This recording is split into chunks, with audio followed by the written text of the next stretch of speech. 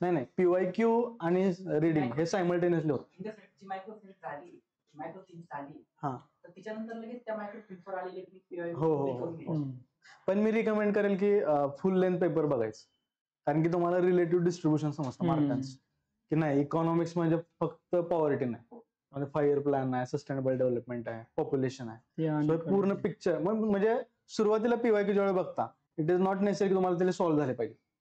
PYQ बघण्याचा importance फक्त की डिमांड काय एक्झामची, नॉट नेसेसरी की ते 100 पैकी मॅक्सिमम बरोबर आले. सो हा अप्रोच. आणि म्हणजे की पीवायक्यू बघितल्यानंतर तुम्हाला किती डेप्थ मध्ये जायचं आहे. म्हणजे आता फॉर एक्झाम्पल पॉवर्टीच्या वगैरे, आता मला जास्त ऑनेस्टली की दोघंच माहिती आहे म्हणून सांगण्यात, आता सिलेक्ट झाले म्हणून मला राज्यसेवेबद्दल खूप जास्त माहिती आहे सांगण्यात काय पॉईंट नाही. आपण काय केलं की आता मी प्रिपरेशन करताना काय केलं होतं की पहिला पीवायक्यू बघितले, म्हणजे इकॉनॉमी जॉग्राफी जरा खूप जास्त वेगळं होतं. मग पीवायक्यू पहिला बघितले, मग कोणत्या कोणत्या टॉपिकवर खूप जास्त पीवायक्यू आलेत, मग उचललं पॉवर्टी आणि इक्वॅलिटी वगैरे उचलले.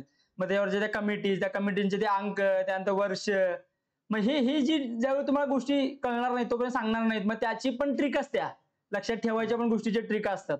पण मग त्या काही तुम्हाला समजत नाहीत, त्या म्हणजे की जे प्री झालेली मुलं त्यांच्या तुम्ही कॉन्टॅक्टमध्ये नसताय किंवा ते तुमच्या कॉन्टॅक्टमध्ये येत नाहीत, त्यामुळे तुम्हाला त्या ट्रिक पण कळत नाहीत. म्हणजे ती प्रत्येक गोष्टीची पण ट्रिक आहे. आता फॉर एक्झाम्पल लँग्वेजेस वगैरे क्वेश्चन म्हणजे मी सांगतो ऑनेस्टली, आय थिंक 2023च्या प्रीला लँग्वेज बद्दल 8th शेड्यूल मधल्या लँग्वेजेस 71व्या अमेंडमेंटनं कोणत्या ऍड केलेल्या युपीएससीला क्वेश्चन आला होता, आणि मला ती ट्रिक माहित नव्हती. म्हणजे ऑनेस्टली मग मला चुकलं. त्यानंतर आल्यानंतर सरांनी मला सांगितली ट्रिक, सतपा सरांनी, ही ट्रिक आहे. सो म्हणजे काही की खूप सिंपल काहीतरी शब्द आहे आणि ते तुम्हाला माहित नाही, चुकलं झालं, 2 मार्क गेले, एकदम सिली क्वेश्चन. माझी फॉरेस्टची प्री उडाली.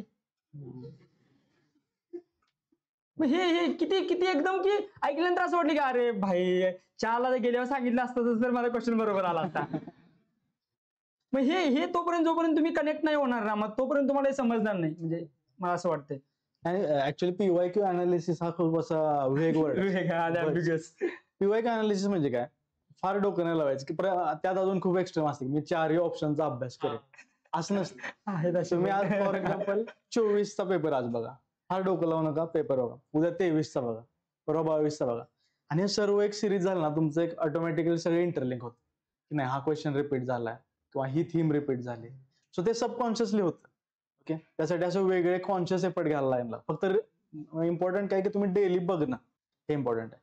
मग त्यामध्ये सुद्धा उदाहरणार्थ पॉवर्टी लाईन आहे, आता सर जसं म्हटले की त्यामध्ये तेंडुलकर आणि रंगराजन फॉर एक्झाम्पल रिसेंटच्या लाईन, त्यांचाच डेटा खूप डिटेल पाठ करणं, आणि आपल्या बॅच मध्ये एक्झॅक्टली हाच अप्रोच तुम्हाला म्हणजे दाखवला जाईल की काय पाठ करायचं, काय नाही, कशाला इम्पॉर्टन्स द्यायचं आणि काय नाही, कोणता टॉपिक किती डेप्थ पर्यंत करायचा. उगाच दुसरीकडे एफर्ट्स नाही उगाच जुन्या ते पीडीओ जा वाचतो, त्याच्या पाठ करतो, असं काही गरज नाही. हे आम्ही ट्रायल अँड एरर मधून शिकलं की तुम्हाला असं आम्ही प्रोव्हाइड करण्याचा इथं प्रयत्न करू. म्हणजे ज्यांनी आम्ही तेच की जे शिकवतात सध्या, काय कोण शिकवायला लागले, त्यांनी एक्झाम कधी दिली हे बघा.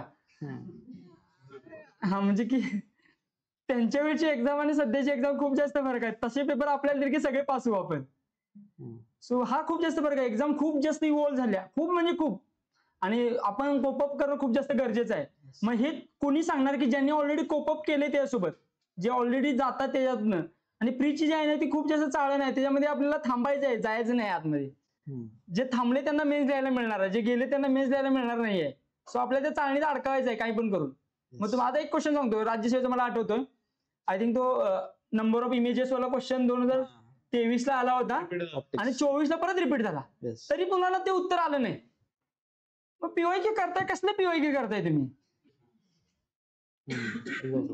म्हणजे हेच की, म्हणजे मी काही जास्त त्यातलं किडा नाहीये राज्यसेवेमध्ये, तरी पण मला आठवते कारण मी इफर्ट्स पुट केले होते. आजही मला तितक्या तत्परतेने वाईट वाटतंय की माझी राज्यसेवेची प्री निघाली नव्हती, का मी इफर्ट्स पुट केले होते. हेच की तुम्हाला जोपर्यंत तुम्हाला वाईट नाही वाटणार ना, तोपर्यंत म्हणजे something is lacking within you, म्हणजे तुमच्यामध्येच काहीतरी कमी असं मला वाटतं.